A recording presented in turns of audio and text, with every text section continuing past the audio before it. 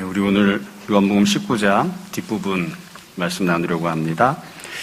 예수님께서 십자가에 달리시는 장면이 몇 개의 장면으로 이렇게 연달아서 기록되어 있죠. 그래서 제일 처음에는 주님께서 십자가에 달리시는 내용이 나오고요. 그 이후에는 불신자 권력자들이 어떻게 반응하고 행동했는지가 나옵니다. 그리고 세 번째로는 주님께서 십자가에서 하셨던 말씀이 나오고, 네 번째, 다섯 번째가 오늘 읽은 본문 말씀입니다. 네 번째 장면은 예수님께서 실제로 죽으셨다는 사실을 확인하는, 31절부터 37절은 죽음을 확인하는 내용이에요.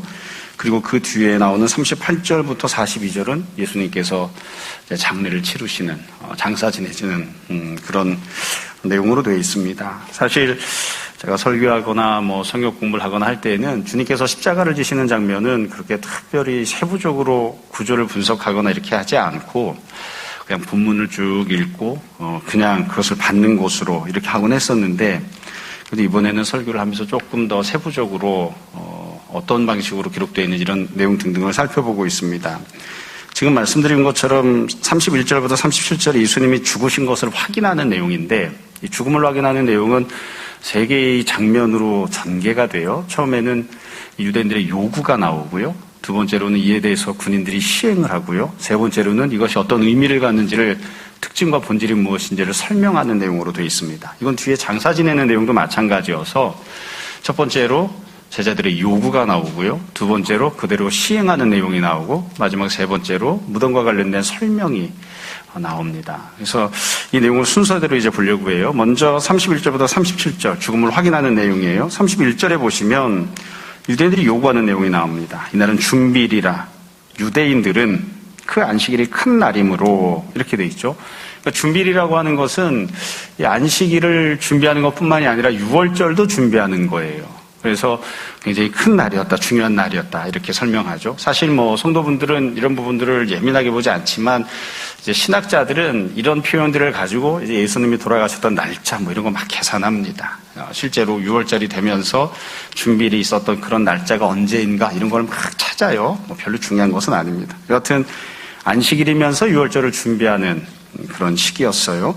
자, 그런데 이 유대인들이 뭐라고 요구했느냐? 잘 보시면 세부적으로 두 가지를 요구를 했는데, 31절 세 번째 줄에 그 안식일에 시체들을 십자가에 두지 아니하기 위해서 빌라도에게 첫 번째로 그들의 다리를 꺾어달라, 두 번째로 시체를 치워달라, 이렇게 요구합니다. 그러니까 쉽게 얘기하면 시체를 치워달라는 것인데, 세부적으로는 다리를 꺾어달라고 하죠. 다리를 꺾어달라고 하는 건 실제로 죽었다고 하는 것을 확인을 하는 겁니다. 그러니까 다리를 꺾는다는 게, 우리가 이렇게 다리가 이렇게 접히잖아요. 접히는 것 말고 반대 방향으로 꺾어버리는 거예요. 뼈를 꺾어 올리는 거예요. 그러니까 아마 이 십자가에 사람을 매달아 놓고 죽었으면 죽은 척 할 수도 있잖아요. 안 죽었는데. 아니면 너무 기진해 있는 상황이건 아직 죽지는 않은. 근데 이렇게 다리를 꺾는 극심한 고통을 가하면, 그러면 사람이 뭔가 반응이 있겠죠. 근데 만약에 죽어서 시체일 경우에는 아무 반응이 없겠죠. 그러니까 죽었다는 것을 확인하는 겁니다. 그것을 이제 요구를 한 거예요. 그리고 난 다음에 이거를 시체를 치워달라. 그러니까 시체를 알아서 좀 버려주든 장사를 지르든 이렇게 해달라, 이렇게 요구를 한 거죠. 그래서 이 내용을 보면 이 유대인들이 요구하는 모습을 가만히 생각해 보면 유대인들은 참 이 시시콜콜하게 별의별 걸 다 요구를 해요. 그러니까 사실 크게 보면 부당하지만 예수님을 죽여달라고 요구했잖아요. 그리고 자기들이 원했던 대로 예수님을 죽였죠. 그 정도 했으면 그 다음에 다른 것들은 그냥 이렇게 되든 저렇게 되든 그만해라, 그 정도 했으면 됐다, 이렇게 하고 넘어갈 수도 있을 것 같은데 전혀 그렇지 않습니다. 유대인들은 한 가지도 빠지지 않고 자기들이 원하는 대로 다 하려고 합니다. 그래서 이제 죽인 것까지 이제 됐으니까 그 다음에 시체까지도 안식일 되기 전에, 6월절 되기 전에 어떻게든 빨리 치워버려라. 자기들이 치우는 것도 아니에요. 치워달라고 그렇게 요구를 하는 거죠. 그럼 왜 이렇게 치워달라고 요구를 했느냐? 이유는 간단해요. 목적이 보면 이 안식일에 시체들을 두지 않기 위해서입니다. 그리고 정확하게 이야기하면 6월절에 시체들을 두지 않기 위해서예요. 이런 태도는 앞부분과 똑같죠. 여러분 기억을 잘 생각해 보시면 십자가 지시기 전에 예수님이 3번 장소를 이동하셨는데 마지막 장소가 빌라도의 관정입니다. 근데 유대인들이 예수님이 재판받으실 때에 그 관정 안에 안 들어갔습니다. 안 들어간 이유는 무엇 때문이냐면 6월절을 지키기 위해서입니다. 빌라도의 관정에 들어가면 누룩이 있는 집에 들어가기 때문에 6월절을 하루 못 지키는 거예요. 나는 그런 손해를 보고 싶지 않다. 내가 뭐 때문에 예수님 그 재판받는 것으로 인해서 유월절 하루를 내가 빼먹어야 되느냐. 못하겠다. 이렇게 하는 거예요. 우리 식으로 얘기하면 공휴일 하루를 날리는 거죠. 그건 못하겠다. 이제 그렇게 한 거예요. 근데 그 태도가 지금도 똑같이 진행되는 거죠. 예수님이 십자가 달려 죽으셨어요. 근데 그 시체를 가만히 내버려 두거나 아니면 그 시체를 만지게 되면 시체를 만지면 불결하거든요. 그래서 유월절을 통째로 못 지킵니다. 그러니까 유월절 되기 전에 그리고 안식일 되기 전에 내가 시체는 만지고 싶지 않으니까 니네들이 얼른 빨리 이것을 치워라. 빨리 치워야 우리가 아무 흠결 없이 원래 즐기던 대로 원래 누리던 대로 유월절을 다 누릴 수 있다. 그렇게 지금 요구를 하는 거예요. 다시 말씀드리지만 그래서 유대인들의 모습을 놓고 보면 눈꼽만큼도 안 바뀐 모습입니다. 처음부터 끝까지 초지일관 똑같아요. 우리가 하고 싶은 대로 하겠다. 우리는 절대로 손해를 볼 수 없다. 내가 원하는 것은 눈꼽만큼도 깎아내릴 수 없다. 그러니까 유월절 한 시간도 손해 못 봐. 하루도 손해 못 봐. 그러니까 예수야 죽던 말든 그리고 시체는 니네가 이렇게 하든 저렇게 하든 여하튼 빨리빨리 치워버리고 내가 하고 싶은 걸 난 다 해야 되겠다. 이제 이렇게 행동하는 거죠. 그러니까 이게 이 유대인들은 어찌 보면 정말 일관성 갖고 있습니다. 처음부터 끝까지 내가 하고 싶은 대로 하겠다. 내가 살고 싶은 대로 살겠다. 이게 이제 유대인들이 보였던 행동이에요. 그리고 요구입니다. 결국 이런 행동을 하고 있기 때문에 예수님을 향해서 어떻게 대하고 있는지 십자가 고난에 대해서 어떻게 행동하고 있는지 생각해 보면 참 비참한 일이지만 그리고 또 안타까운 일이지만 유대인들은 그냥 예수님을 그냥 시체로 여기는 겁니다. 그냥 치워버려야 되는 쓰레기로 그렇게 생각하는 거죠. 뭐 때문에 저기다 놔둬서 냄새 피우고 더럽게 만들고 지저분하게 만들고 그렇게 하는가. 그러니까 손대면 안 되는 불결한 은혜 받는데 회방거리가 되는 그런 존재로만 예수님의 십자가를 그리고 예수님의 시체를 생각하는 거죠. 그러니까 아마 이 요한은 처음부터 계속 누차 말씀드리지만 어떤 감정적인 표현을 하지 않아요. 근데 만약에 좀 감정적으로 쓴다면 감성을 살려 쓴다면 아마 그렇게 기록하지 않았을까 싶어요. 유대인들은 예수님을 그냥 벌레 보듯이 본 겁니다. 밟았어요. 죽였잖아요. 어떻게 해요? 딴 사람 부르는 거야. 하나 저거 손대기 싫으니까 플라지 이거 좀 치워라. 이렇게. 그렇게 대하는 이제 그런 태도로 예수님의 시체를 대하고 있습니다. 결국 어떤 마음을 갖고 있는지를 잘 알 수 있는 거죠. 가끔 이렇게 쓸데없는 생각이긴 하지만 도대체 예수님의 시체를 치우라고 했을 때 어디다가 치우라는 거였을까? 뭐 무덤이 마련되는 것도 아니잖아요. 그러니까 아마 그냥 불황자들을 집어던지는 그런 공동 무덤이나 아무데나 그냥 갖다 버리고 이렇게 치워달라 이렇게 요구했던 게 아닐까 싶어요. 두 번째로 이런 요구를 듣고 나서 32절부터 34절에 보면 군인들이 실제로 그것을 시행을 합니다. 그러니까 군인들은 어떻게 해주었는가? 원래 빌라도에게 요구를 했죠. 그러니까 빌라도가 직접 할 수는 없잖아요. 그러니까 아랫사람인 군인들이 이제 가서 이 시체를 처리하는데 아마 우리가 본문의 기록은 안 하고 있지만 상식적으로 알 수 있는 그 군인들이 아마 함부로 했겠죠. 뭐가 귀하다고 그 시체들을 정성껏 이렇게 처리하겠습니까? 함부로도 했을 것이고 더군다나 뭐 사형당한 사람들이었으니까 뭐 이미 죽었는데 뭐 발을 꺾어버린다 뭐 다른 걸 한다 할 때에 시체가 무슨 반응을 하는 것도 아니고 무슨 인격이 있는 것도 아니고 아무렇거나 되겠죠. 이 군인들의 했던 행동을 놓고 보면 이 예수님과 옆에 같이 십자가 못 박혔던 강도들에게 하는 행동이 먼저 나옵니다. 32절에 보면 군인들이 가족, 예수와 함께 못 박힌 첫째 사람, 그 다른 사람의 다리를 꺾었다. 그냥 십자가 매달린 채로 발을 거꾸로 들어서 그냥 확 꺾어버린 겁니다. 그러니까 아무 반응이 없어요. 그러니까 죽었구나. 이걸 이제 확인을 하는 거죠. 꺾을 때 조심해서 꺾겠습니까? 힘들어 죽겠는데 아무렇게나 막 처리하는 거예요. 그 뒤에 보면 33절에 보면 예수님에 대해서 어떻게 했는지가 나와요. 33절에 예수께 이르러서는 이미 죽으신 것을 보고 다리를 꺾지 아니하고 그중 한 군인이 창으로 옆구리를 찌르니 그 피화물이 나오더라. 이게 참 묘한 기록인데 우리 뭐 당연히 알고 있는 것이니까요. 예수님이 돌아가셨다고 하는 것을 군인들이 가서 보고 알았다는 거죠. 먼저 이제 강도들의 다리를 꺾기 위해서 봤을 거 아닙니까? 강도도 죽었지만 가운데 있던 예수님이 돌아가셨다고 하는 것을 이제 직접 보고 알았을 거예요. 그러니까 다리를 꺾으려고 하면 힘들거든요. 그러니까 굳이 그렇게 해야 되나? 이미 죽었는데. 그러니까 꺾지 말고 그냥 창으로 찔러봐. 찔러서도 창으로 찌르면 만약에 사람이 살아있으면 반응이 있겠죠. 아무리 사람이 죽은 척 한다고 해도 창으로 찌르는데 아무 반응이 없다든지 아무리 사람이 기절을 했어도 창으로 찌르는데 반응이 없다든지 그렇지는 않을 거거든요. 그러니까 예수님이 돌아가셨다는 걸 확인하기 위해서 이번에는 창으로 옆구리 그냥 확 찔러버립니다. 그러니까 창이 갈라져서 이 옆구리가 갈라져서 피와 물이 나오는 그런 일이 일어나죠. 제가 중학교 때인가 고등학교 때인가 언젠가 책을 읽었더니 어떤 분은 이걸로 또 논문을 쓰셨다고 그러더라고요. 사람이 어떤 상황일 때 옆구리에 창을 찌르면 물이 나오지 않고 피가 나오지 않고 물과 피가 같이 나오는가. 그래서 예수님의 사인은 무엇이었다. 이런 거 분석하는 것도 있더라고요. 쓸데없는 얘기인데 여튼 그래서 예수님이 돌아가셨다고 하는 것을 확인을 한 거예요. 여기서 보면 예수님이 죽었다고 하는 것을 죽음에 대한 확인만 하죠. 시체를 처리하지는 않습니다. 왜냐하면 조금 있으면 이제 시체를 처리하는 장면이 나올 거거든요. 이렇게 군인들이 유대인들의 요구를 시행하는 모습을 보면 중요한 특징이 한 가지 있습니다. 뭐냐면 군인들은 이 강도들에 대해서는 죽음을 확인할 때 우리가 지금 보는 것처럼 다리를 꺾습니다. 다르게 표현하면 유대인들의 요구대로 합니다. 유대인들이 해달라고 한 대로 그 방식을 그대로 따라서 강도들이 죽었다고 하는 것을 확인을 해줘요. 그런데 예수님께서 돌아가신 걸 확인할 때는 그냥 이게 아무것도 아닌 것처럼 보이지만 유대인들이 요구한 대로 하지 않습니다. 그러니까 주님이 죽으신 걸 확인을 했어요. 확인은 했지만 그건 유대인들이 요구했던 방식, 과정대로가 아니고 그냥 로마 군인들이 자기들이 원하는 대로 한 거예요. 다르게 말하자면 로마 군인들은 그냥 아무 생각 없이 이렇게 했겠지만 뒤에 가면 이 부분을 이렇게 요한은 설명합니다. 그러니까 하나님의 뜻대로 다 모든 것들이 이루어졌다. 하나님의 뜻대로, 하나님의 계획대로. 그러니까 얼핏 보면 유대인들이 계획한 대로, 유대인들이 요구한 대로, 유대인들이 욕심부린 대로 모든 것이 이루어진 것처럼 보이지만 사실은 그게 아니라 하나님께서 뜻하신 대로 이루어졌다는 거예요. 그러니까 지금 맨 마지막에 가까운 장면이잖아요. 주님의 죽으심을 확인하는데 유대인들은 그냥 환호성을 질렀을지도 몰라요. 우리가 생각했던 대로, 우리가 원하던 대로, 우리 계획대로 다 된 거야. 죽은 거 확인하는 것도 우리가 원하던 대로 다 한 거야. 이렇게 생각할지도 몰라요. 그러나 요한은 그렇게 보지 않습니다. 주님께서 재판받으신 것도 유대인들의 원대로가 아니라 하나님의 뜻대로. 주님께서 고난당하신 것도 유대인들이 아우성을 쳤기 때문이 아니라 하나님의 뜻대로.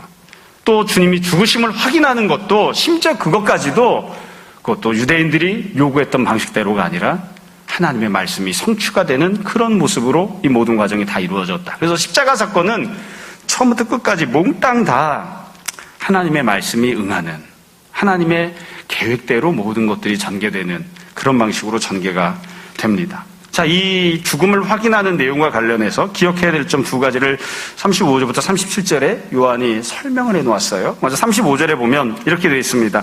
이를 본 자가 증언하였으니, 그러니까 목격자가 증언했다. 이 내용은 목격자가 증언을 한 거예요. 여기서 말하는 목격자는 누굴까요? 요한복음을 쓴 사도 요한입니다. 예수님의 12제자들 중에 사도 요한 한 사람만 십자가 앞에 있었거든요. 그 요한이 직접 목격한 거죠. 다른 강도들 다리 꺾는 거, 예수님 허리에 창을 쑤셔댄 거, 이걸 요한이 직접 목격한 거예요.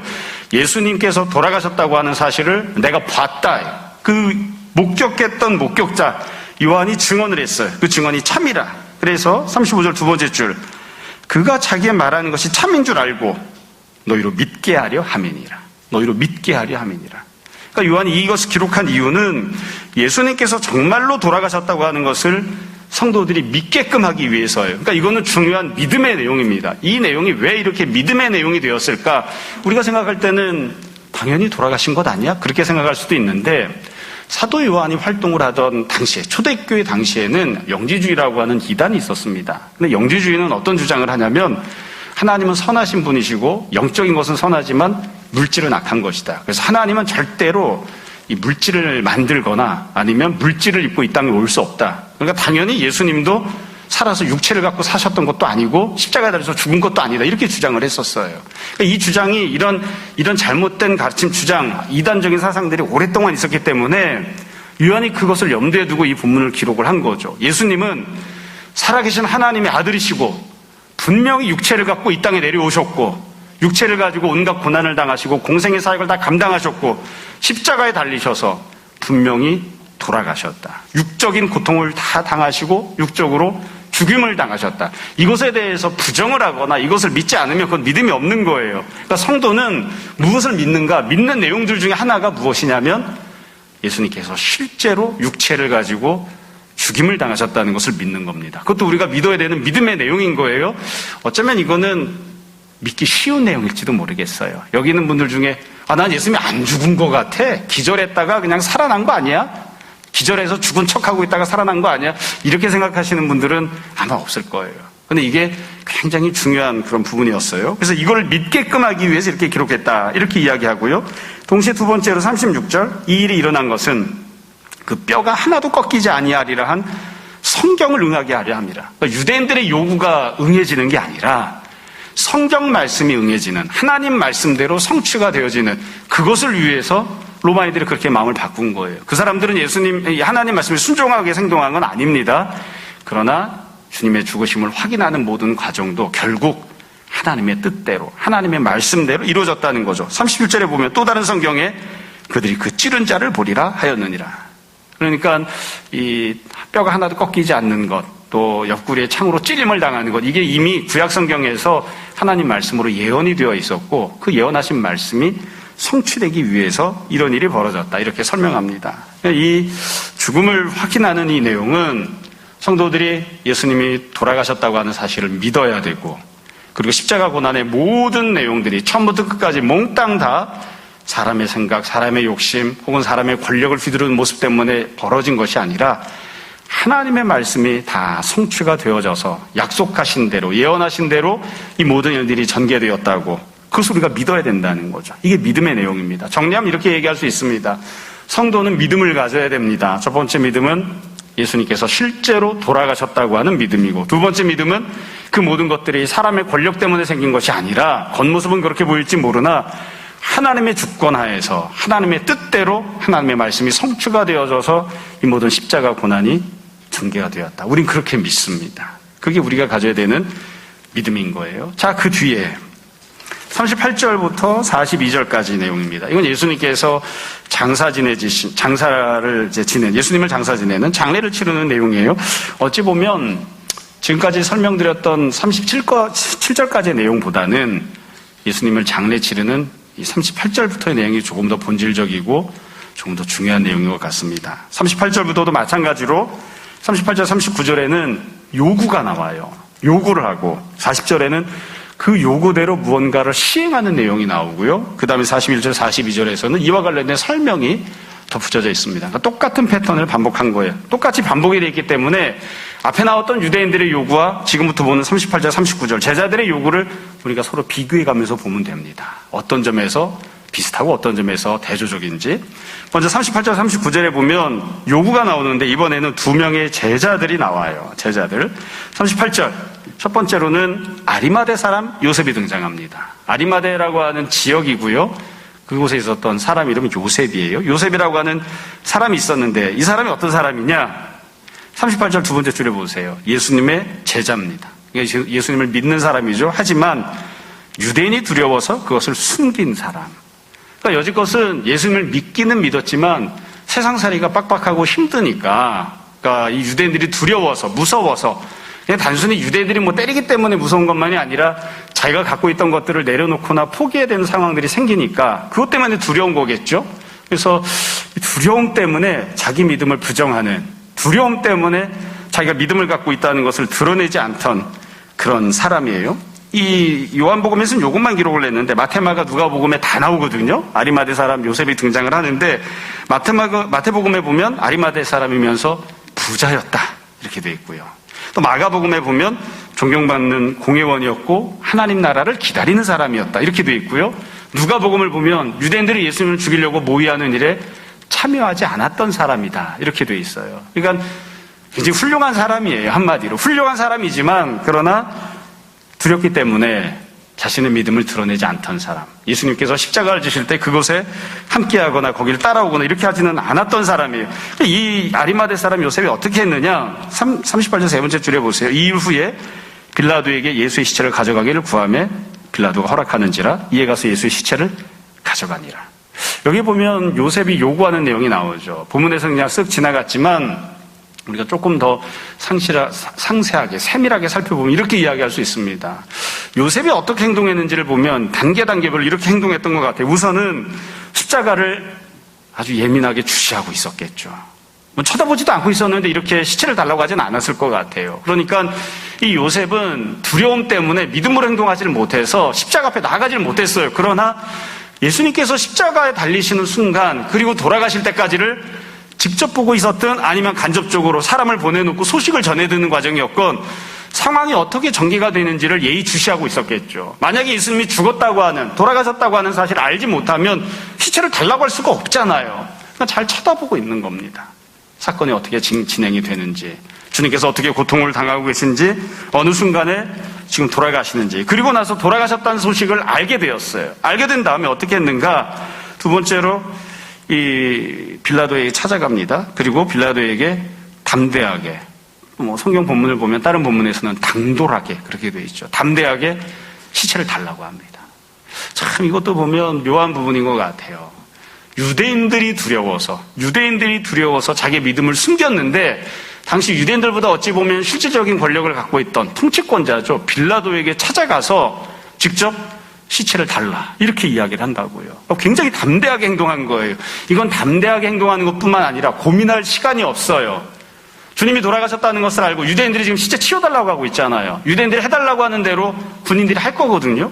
그러니까 얼른 움직여야 돼요. 담대하게 행동할 뿐만 아니라 신속하게 행동합니다. 그러니까 이것도 아마 사전에 미리 마음을 먹고 있던 게 아니었을까 싶어요. 언제였는지는 모르지만 십자가 달리시기 전이건 십자가가 진행되는 과정이었건 여하튼 내가 시체를 장사 지내야 되겠다 마음을 먹고 준비하고 있다가 예의주시하고 있다가 신속하게 담대하게 가서 요구를 하는 거예요. 가서 시체를 달라 이렇게 이야기합니다. 그리고 나서는 어떻게 했는가? 실제로 가서 예수님 시체를 가져왔습니다. 여러분 우리는 이 본문을 보면서 그냥 쓱 읽고 넘어가지만 38절에 보면 예수의 시체를 가져갔다고 돼 있잖아요. 한번 생각을 해보세요. 아리마대 사람 요셉이 직접 예수님의 시체를 내렸을까요? 다른 사람을 보내서 내렸을까요? 저는 직접 내렸을 것 같습니다. 아까도 말씀을 드렸지만 유대인들은 시체를 건드리고 싶어 하지 않아요. 시체를 건드리면 안식일 못 지켜요. 안식일만 못 지키는 게 아니라 유월절도 못 지켜요. 그러니까 다른 사람들 시켜가지고 그거 좀 내려와라 그러면 다 거부하고 그냥 도망가 버리고 맙니다.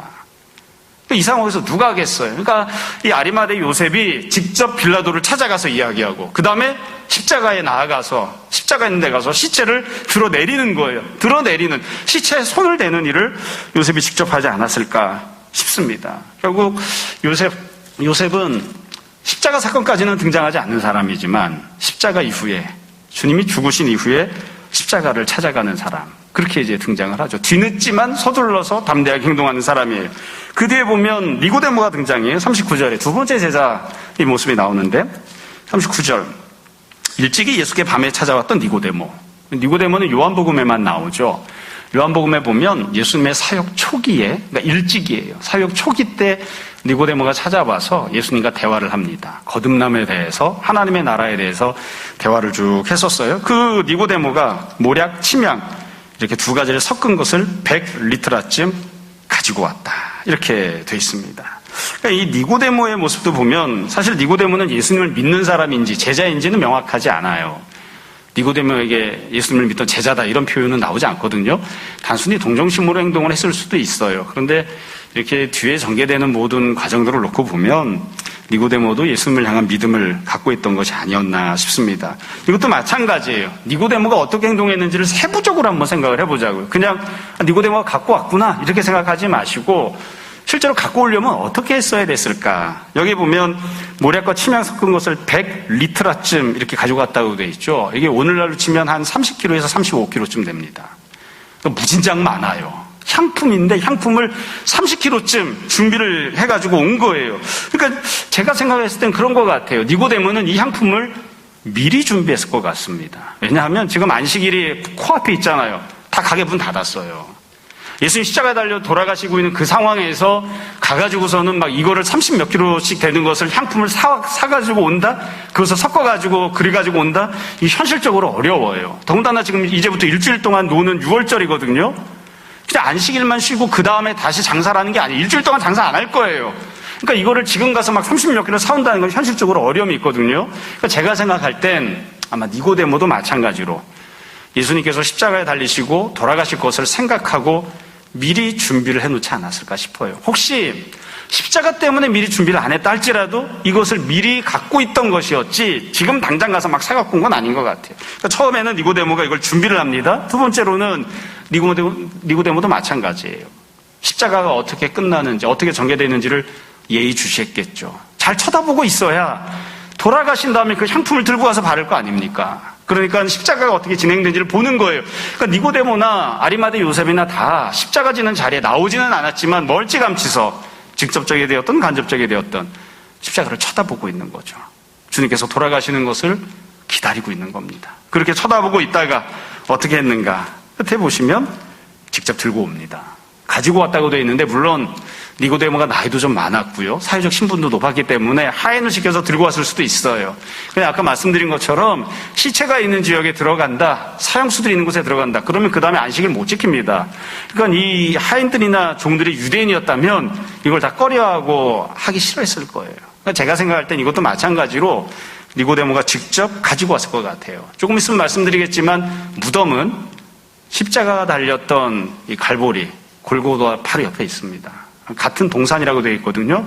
그러니까 니고데모가 어디로 이 향품을 가지고 갔을까? 무덤으로 가지고 갔을 수도 있어요. 근데 무덤으로 간다 할지라도 여하튼 십자가 앞으로 가지고 가는 겁니다. 십자가 있는 곳으로, 아리마대 요셉이 있는 곳으로 가지고 오는 거죠. 그래서 이 두 사람을 보면 아리마대 요셉과 니고데모가 보여주는 행동이 갖고 있는 중요한 특징이 있어요. 일단 제일 중요한 특징은 둘 다 십자가 사건 이후에 움직였다는 겁니다. 사실 좀 더 바람직한 모습은 십자가 앞에 처음부터 나가는 거죠. 근데 그게 아니에요. 이 사람들은 다 두려움이 있어서 혹은 다른 여러 가지 사정들이 있어서 예수님을 향해서 처음부터 적극적인 믿음을 표현하거나 십자가를 사랑한다고 고백하거나 함께 십자가 지는 자리에 나아가거나 이거 못했어요. 그거 안 했어요. 그러니까 이건 엄밀하게 이야기하면 불신앙적으로 행동하던 사람들이죠. 두 번째 특징이 있습니다. 이 첫 번째 특징 때문에 생기는 더 중요한 특징이죠. 처음에는 이들이 믿음으로 행동하지 않았지만 그러나 요셉과 니고데모는 처음에 그들이 품고 있었던 두려움을 넘어서는 행동을 합니다. 그러니까 처음에는 두려움이 기준이에요. 유대인들이 기준이에요. 내가 무엇을 잃어버리면 안 된다는 것이 기준이에요. 그렇게 행동을 했어요. 믿음 없이 행동을 했어요. 그랬는데 십자가 사건이 벌어지고 난 다음에 그들은 두려움을 기준으로 삼지 않습니다. 유대인들을 기준으로 삼지 않아요. 자신들이 미리 준비해두었던 것을 가지고 예수님께 나아가서 믿음으로 행동을 하는 거죠. 그래서 이제는 두려움을 넘어서서 믿음으로 행동하는 사람들이 됩니다. 예전에는 내가 무엇을 잃어버릴까 그것을 고민하는 사람들이었다면 지금은 주님을 위해서 희생하고 헌신하고 충성하는 그런 선택, 그런 반응, 그런 행동을 하는 그런 사람들로 바뀌는 거예요. 그러니까 믿음의 진전이 나타난 거죠. 이전과는 다른 종류의 믿음을 갖는 그게 이 아리마대 사람 요셉과 니고데모가 보여주는 중요한 특징이에요. 여러분 이것을 한번 잘 생각해 보세요. 앞에 나왔던 유대인들이 했던 요구와 아리마대 사람 요셉이 했던 요구를 비교해 보세요. 정반대로 요구하죠. 정반대의 태도를 취합니다. 너무너무 다른 종류의 그런 선택을 하고 있는 거예요. 다른 종류의 삶을 살고 있는 거예요. 유대인들은 자기들이 원했던 대로 예수님을 죽입니다. 죽인 다음에도 자기들이 원하는 대로 끝까지 행동하겠다고 합니다. 그게 유대인들의 행동이에요. 유대인들의 반응이에요. 니고데모와 요셉은 처음에는 자기들이 생각했던 대로 그냥 살고 행동을 했습니다. 그러다가 십자가를 보고 난 뒤에 자기들의 생각을 내려놓습니다. 그리고 주님을 위해서 희생하겠다, 헌신하겠다 그런 모습으로 바뀐 거예요. 이게 두 제자가 보여주는 참 중요한 그런 변화되는 모습인 거죠. 처음부터 이렇게 했으면 참 좋았을 텐데 그렇지는 못해서 아쉽기는 하지만 뒤늦게 믿음의 길을 가지만 서둘러서 담대하게 행동을 합니다. 다시 말씀드립니다. 아리마대 사람 요셉과 니고데모도 유대인이기 때문에 안식일 지켜야 됩니다. 그리고 이제 이 안식일부터 시작되는 유월절을 누려야 됩니다. 근데 예수님의 시체에 손을 대죠. 안식일을 포기하는 겁니다. 유월절 지키는 것도 포기하는 겁니다. 자기가 무엇을 빼앗길까 고민을 하면서 두려움 때문에 그렇게 행동을 했었잖아요. 아리마대 사람 요셉은 자기 무덤도 내어놓습니다. 니고데모는 준비했던 향품을 가지고 옵니다. 주님을 위해서 무언가를 드리는, 주님을 위해서 무언가를 사용하는 이제 그런 사람들로 되는 것이죠. 그 다음에 실제로 장사를 지내는 장면이 나와요. 장례 지내는 장면이 40절인데 40절에 보면 이에 예수를 시체를 가져다가 유대인의 장례법대로 향품과 함께 세마포로 쌌더라. 장례 지내는 모습을 보면 딱 두 가지 이야기했죠. 시체 갖고 오는 거. 이거 요셉이 했던 거거든요. 요셉이 시체를 요구했었잖아요. 그 다음에 두 번째로는 향품과 함께 세마포로 쌌다. 이거는 니고데모가 준비한 거거든요. 그러니까 장례를 치르는 과정은 아리마대 요셉과 니고데모가 했던 행동을 그냥 기록한 거예요. 두 사람이 장례를 준비를 해서 장례식을 치른 겁니다. 그러니까 실제로 이렇게 했다. 여러분, 우리가 이 표현을 보면서 제가 예전에 그냥 쓱쓱 쉽게 생각하고 넘어갔었는데 조금 나이가 들면서 생각하는 부분이 있어요. 그게 뭐냐면 40절에 보면 이 장례를 치를 때 유대인의 장례법대로 이렇게 장례를 치렀다 이렇게 돼 있거든요. 이거 왜 써놨을까요? 유대인의 장례법대로. 제가 예전에 전도사 때 설교했던 원고를 찾아보니까 이렇게 써놨더라고요. 유대인들의 장례 습관은 이제 설명을 쭉 한 거예요. 유대인들은 사람이 죽으면 보통 당일 혹은 늦어도 다음 날까지 장례를 치릅니다. 24시간 이내에 장례를 치릅니다. 그래서 그런 것들을 막 설명을 해놨어요. 그럼 그런 것 때문에 유대인들은 이렇게 장례를 지내니까 그거 알고 있어야 돼. 이렇게 해서 이걸 써놓은 것일까? 그건 아닌 것 같아요. 만약에 유대인들의 장례 습관을 알아야 된다고 하면 요한복음을 읽고 있는 독자들이 이방인이어서 특별히 설명할 필요가 있어서 그렇게 했다 이렇게 얘기할 수는 있겠죠. 그럼 과연 그걸까? 그건 나 생각을 해봤어요. 상황을 한번 생각해 보세요. 간단해요. 여러분, 유대인들의 요구는 그냥 사형당한 사형수의 시체를 처리하는 방식으로 처리해달라는 겁니다. 그렇잖아요. 다리를 꺾어서 갖다 던져달라. 갖다 버려달라는 거예요. 쓰레기처럼. 그게 유대인들의 요구예요. 근데 지금 아리마대 사람 요셉과 니고데모 나와서 어떻게 하는가? 사형수의 시체를 처리하는 방식으로 처리하지 않아요. 제대로 장례를 치르는 거예요. 지금 과연 이렇게 제대로 장례를 치를 수 있는 여건이었을까요? 정성껏 뭔가를 할 수 있는 여건이었을까요? 그렇지 못해요. 그렇지가 못해요. 여러분, 예전에도 설교 시간에 몇 번 말씀드렸지만 우리가 일제시대 때 신사참배하지 않겠다고 신앙을 지켰던 많은 목회자들과 성도들이 있었습니다. 장사를 어떻게 치렀나요? 장례를 어떻게 치렀나요? 못 치렀어요. 이번에 신문을 보니까 오늘이 8.15라고 해서 홍범도 장군 이게 온다고 하잖아요. 유해 온다고 하잖아요. 홍범도 장군 어떻게 유해를 처리해서 장사를 지냈는지 아십니까? 장사 못 치렀어요. 어떻게 장례를 치릅니까? 일제시대인데. 그래서 주기철 목사님이 장례 치렀던 장면도 보면 늘 그거 생각할 때마다 눈물이 난다고요. 주기철 목사님이 감옥에서 돌아가셨죠. 성도들한테 오라고 했는데 이미 주기철 목사님이 목회하던 교회는 친일파 목사가 장악을 했어요. 성도들한테 장례식을 못 가게 했어요. 장례식에 가면 일본 경찰들한테 끌려가요. 그 성도들이 어떻게 했냐면 상복을 입고 나와서 주기철 목사님을 이 관에 넣을 수가 없어가지고 넣을 관을 살 데가 없는 거예요. 관을 팔지도 않아요. 그래서 어떻게 했냐면 사과박스를 몇 개를 붙여가지고 사과박스에다가 주기철 목사님을 넣어서 장례를 치렀다고요. 그럴 수밖에 없는 거예요. 그럴 수밖에. 그러니까 지금 이 유대인의 장례 법대로 치렀다는 건 무슨 말이냐면 아리마대 사람 요셉과 니고데모가 온 힘을 다해서 어떤 손해를 보더라도 내가 예수님의 시체를 제대로 장례를 치르겠다고 해서 장례를 치러줬다는 거예요. 그러니까 이게 이 두 사람이 얼마나 애써서 했는지를 보여주는 거죠. 신속하게 담대하게 장례를 치러준 거예요. 주님을 사랑하는 마음이 극진하지 않으면 이거 어려워요. 어렵습니다. 근데 지금 어떤 마음으로 두 제자들이 주님을 향해서 행동했는지를 설명하기 위해서 이거 하고 있는 거예요. 다시 말씀드립니다.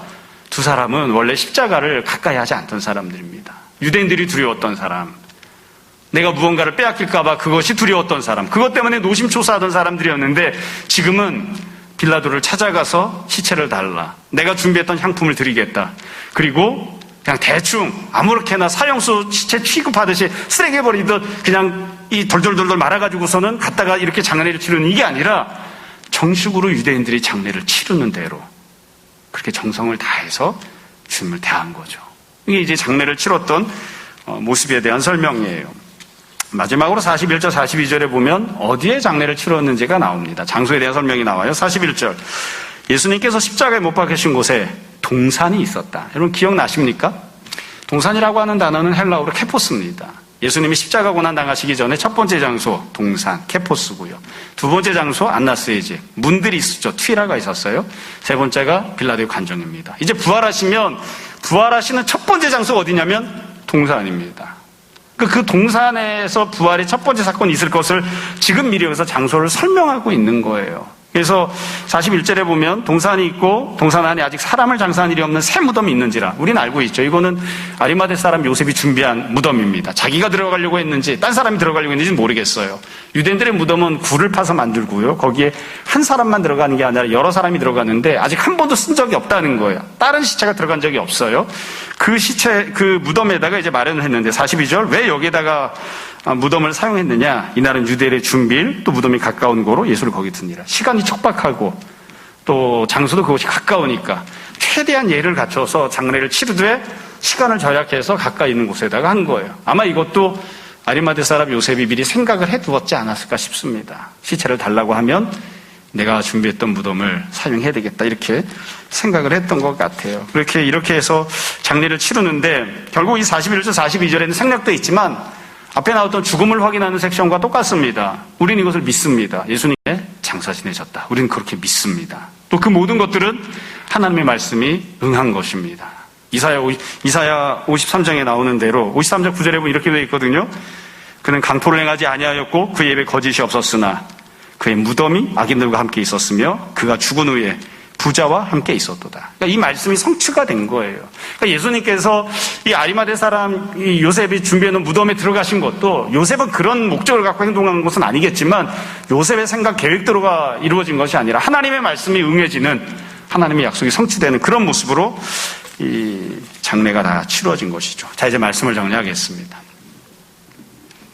이 정도면 그래도 상당히 상세하게 본문을 제가 말씀을 드리고 설명을 해드린 것 같아요. 본문을 읽으면서 우리가 생각해봐야 될 점들이 여러 가지가 있는데 우리 모두가 다 얼마든지 알 수 있고 다 이미 생각하고 있는 내용들입니다. 다시 한두 가지를 정리해서 말씀드릴게요. 첫 번째는 우리는 믿습니다. 주님께서 참으로 돌아가신 것을, 주님의 육신이 온갖 고초를 당하시고 우리 죄를 담당하시고 실제로 죽으신 것을, 그리고 무덤에 장사 지내진 것을 우리는 믿습니다. 또한 우리는 믿습니다. 겉으로만 보면 세상 사람들이 권력을 휘두르고 자기들의 멋대로 하는 것처럼 보이고 악독한 사람들이 끝까지 자기의 이익을 추구하는데 아무도 그것을 제지할 힘이 없어서 다 그 모습으로 되는 것처럼 보이지만, 그러나 역사의 모든 순간순간마다 하나님의 주권이 역사하시고 그리고 모든 것들이 하나님의 뜻과 하나님의 말씀대로 성취가 된다고 우리는 믿습니다. 특별히 십자가 고난은 처음 시작하는 그 첫 장면부터 마지막에 주님을 장례 치르는 마지막 장면까지 사람들의 생각대로, 사람들의 욕심대로 된 것이 아니라 하나님의 말씀대로 모든 것들이 이루어졌다고 우리는 믿습니다. 그게 우리가 갖고 있는 믿음입니다. 우리 다 이렇게 믿는다고 저는 그렇게 생각합니다. 두 번째로, 예수님을 향해서 보이는 반응이 정반대로 두 가지 반응이 있습니다. 유대인들이 보였던 반응과 두 제자가 보였던 반응이 있습니다. 유대인들의 반응과 두 제자의 반응은 너무너무 다릅니다. 정반대 반응입니다. 그러니까 십자가를 향해서 보이는 반응도 정반대로 두 가지 반응이 있을 수 있는 거예요. 끝까지 어떻게 해서든 내 욕심을 채우겠다는 것과 여지껏 갖고 있던 욕심을 내려놓고 주님의 말씀대로 순종하고 헌신하고 살겠다는 정반대의 반응이 있습니다. 내 하고 싶은 대로 하겠다는 것과 여지껏은 두려움에 떨면서 내가 믿음으로 살지 못했지만 이제는 다르게 살겠다는 정반대의 반응이 있습니다. 그러니까 우리는 십자가를 향해서 어떤 태도를 취하는지, 어떻게 반응하는지를 잘 생각해야 됩니다. 세 번째로, 아리마대 사람 요셉과 니고데모를 다시 한번 생각을 해봅시다. 여러분, 이 두 명의 제자는 믿음의 변화를 보여준 사람들입니다. 그런데 이 믿음의 변화는 언제부터 나타났나요? 현실은 아무것도 바뀌지 않은 상황 속에서 믿음의 변화가 나타났습니다. 지금은 십자가만 있잖아요. 아직 부활이 없어요. 아직 부활이 나타난 게 아니에요. 예수님을 믿고 따른다고 하면 영광을 보는 것도 아니에요. 사실은 아리마대 사람 요셉과 니고데모는 이 고난당하는 게 무서워서, 이 고난당하는 게 두려워서, 손해볼 게 힘들고 어려워서 주님 앞에 나가지 못했던 거예요. 자기 예수를 믿는다는 것을 드러내지 못했던 거예요. 근데 현실이 어떤가요? 아무것도 바뀐 게 없잖아요. 좋은 현실이 생긴 게 있나요? 현실은 눈꽃만큼도 바뀌지 않았어요. 지금도 예수님을 믿는다고 고백하면 지금 현재 손해를 봐야 되고 앞으로 유대인 사회에서 살아가면서 손가락질 당하고 계속 안 좋은 평판을 들어야 됩니다. 갖고 있던 권리들을 다 내려놔야 될지도 모릅니다. 현실은 아무것도 바뀐 게 없어요. 예수님께서 현실 속에서 요셉과 니고데모에게 돈을 주거나 권력을 주거나 그들이 원하는 걸 채워주는 게 한 가지도 없어요. 바뀐 건 아무것도 없습니다. 그럼에도 불구하고 마치 미친 사람들처럼 믿음의 성장을 보이는, 그리고 이제 주님과 함께 살겠다고 십자가 십자가 앞에 나오는 사람들이 있습니다. 주님께서 말씀하신 것처럼 천국은 침노당하는 것이고, 그리고 사람들이 보기엔 불가능해도, 부자 가운데에도, 권력을 갖고 있는 자들 가운데에도, 비록 낙타가 바늘귀로 들어가는 것보다 그게 더 어렵다고 하지만, 그렇지만 부자 가운데 권력을 갖고 있는 사람들 가운데 자기가 소유하고 있는 것을 내려놓고 주님을 믿고 따르는 자가 되겠다고 나서는 사람들이 있습니다. 내가 그 일을 하지 않는다고 해서 아무도 그 일을 하지 않을 거라고 생각하면 그건 착각하는 겁니다. 나는 세상을 사랑해서, 나는 유대인들이 두려워서, 나는 지금 소유하고 있는 것을 포기하는 것이 싫어서 믿음의 길을 가지 않지만, 그 길을 가는 사람, 천국을 침노하는 사람이 반드시 있습니다. 우리가 그 사실을 항상 생각해야 됩니다. 그리고 할 수 있는 대로 내가 그런 사람들이 되기를 주님 앞에 간절히 소망해야 됩니다. 여러분, 예수님을 믿고 예수님을 위해서 희생하고 헌신하는 제일 첫걸음을 뗀 사람은 베드로도 아니고, 지금 요한복음을 쓰는 요한도 아닙니다. 니고데모가, 그리고 아리마대 사람 요셉이 새 역사의 첫걸음을 떼는, 제자로 살아가는 첫걸음을 떼는, 첫 역사의 첫 휙을 그은 사람들로 기록이 남고 있는 겁니다. 우리는 항상 이런 부분도 늘 생각했으면 좋겠습니다. 주님으로 인하여 고난을 당해야 될 때, 혹은 고난당하신 주님을 바라볼 때, 내가 여지껏은 먼 발치에서 바라봤지만 이제 내가 주님과 함께하기를 원합니다. 그래서 준비하고 예의 깊게 이렇게 주시하고, 그리고 달려나가서 신속하고 담대하게 주님을 위해 헌신하고, 그런 모습들을, 그런 것들이 우리의 태도, 우리의 모습들이 다 될 수 있었으면 좋겠습니다. 뭐 거두절미하고 이것저것 다 치워버리고, 주님께서 우리를 사랑하셔서 십자가를 지었으니까 우리도 주님을 깊이 사랑하는 성도들로 살 수 있었으면 좋겠습니다. 험한 십자가를, 멸시당하는 십자가를 우리도 사랑해서, 주님께서 나를 위해 목숨까지 아끼지 않고 다 내려놓으신 것처럼, 때때로 내가 나의 권리를, 나의 유익을, 나의 편함을, 나의 재산을, 나의 권력을, 내 동족을 다 주님 앞에 내려놓을 수 있는 그런 주님을 사랑하는 우리 모두가 되었으면 합니다. 그런 귀한 은혜를 주님께서 우리에게 다 베풀어 주시기를 주님 이름으로 축원합니다. 잠시 기도하겠습니다. 사랑하는 주님, 아리마대 요셉과 니고데모가 여지껏 살던 것과 다른 마음을 품고 주님 앞에 나와 주님을 위하여 희생하며 헌신하는 제자의 삶을 살기로 시작하는 것, 우리가 오늘 함께 나누었습니다. 우리가 주님을 깊이 사랑하는 마음 품게 하시고, 주님을 위해서라면 내가 갖고 있는 것 조금씩이라도 희생하고 내어놓을 수 있는 우리들 다 되게 하여 주옵소서. 주님, 우리는 연약하여 때때로 두려움에 휩싸일 때가 얼마나 많은지 모릅니다. 우리 마음 가운데 담대함을, 믿음을, 무엇보다 주님을 향한 사랑을 허락하여 주옵소서. 주님, 우리가 주님 사랑하여 드린 예물들이 있습니다. 이 예물들이 주님 위하여 쓰이기 원하며 이 모든 말씀 예수님 이름으로 기도합니다.